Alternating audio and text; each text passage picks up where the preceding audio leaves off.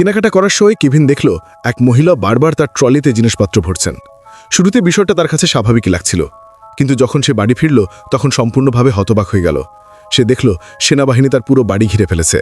Kevin বুঝতে চেষ্টা করছিল আসলে কি ঘটছে, কিন্তু আশেপাশে সবাই যেন তার অস্তিত্বকে উপেক্ষা করছিল। আরও অদ্ভুত লাগলো যখন সে দেখল এক মানুষকে ধারালো লোহার কাঁটা দিয়ে জোর করে সামনের দিকে ঠেলছে।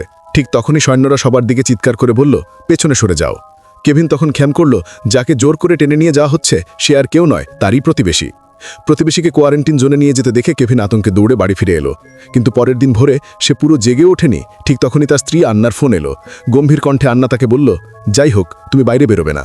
কেভিন জানালা দিয়ে তাকে দেখল মানুষজন ভয়ে ছুটোছুটি করছে। একই সময় এক ব্লগার সময়কে বোঝাচ্ছিল কিভাবে কামড় থেকে বাঁচবেন। হঠাৎ সব টিভি চ্যানেলই জরুরি ঘোষণা ভেসে উঠল, দেশে জরুরি অবস্থা জারি করা হলো। কেভিন জানতে পারল দুপুর 2টার পর থেকে সব ব্যবসা প্রতিষ্ঠান বন্ধ হয়ে যাবে। সে দৌড়ে সুপারমার্কেটে গেল, কিন্তু সেখানে তীব্র বিশৃঙ্খলা। অবস্থার পরিপ্রেক্ষিতে কেভিনও তীব্র কিছু ক্যানফুড তুলে নিল।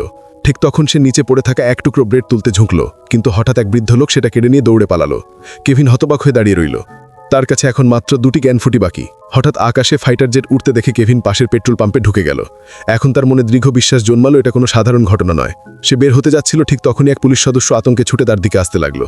কেভিন দ্রুত দরজা বন্ধ করে দিল, যেন সে ভয়াবহ কিছু দেখেছে। এমন সময় পাশ থেকে সাহায্যের আর্তনাদ শোনা গেল। দেখল এক পুলিশ মাটিতে ফেলে দেওয়া হয়েছে এবং ভয়ঙ্কর কিছু তার উপর ঝাঁপিয়ে পড়েছে। এই দৃশ্য দেখে কেভিন স্তব্ধ হয়ে গেল।